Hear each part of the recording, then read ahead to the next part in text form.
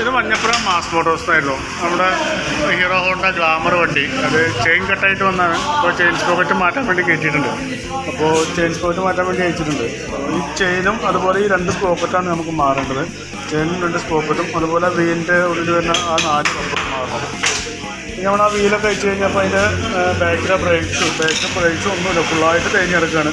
അതിൻ്റെ ഇവിടുത്തെ സ്പ്രിങ്ങൊക്കെ പൊട്ടിയിട്ട് ഇവിടെ ഒരു സ്പ്രിങ് വരും, 2 സ്പ്രിങ്ങാണ് വരിക. അതിൻ്റെ ഒരു സ്പ്രിങ്ങൊക്കെ പൊട്ടിയിട്ട് ഈ അപ്പിൻ്റെ ഇരിക്കുകയാണ്. അപ്പിൻ്റെ ഇവിടെ പൊട്ടിയിരിക്കുകയാണ്. അതിൻ്റെ ഉള്ളിൽ കടന്ന് ഓടിയിട്ട് ഈ അപ്പിൻ്റെ ഈ സ്ലീവിന് നല്ല രീതിയിൽ തേയ്മാനം വന്നിട്ടുണ്ട്.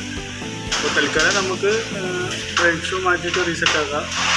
ബ്രേക്കിൻ്റെ കംപ്ലൈൻറ്റ് ബ്രേക്കൊക്കെ ചവിട്ടുമ്പോൾ അത്ര സ്മൂത്ത് ആയിരിക്കില്ല.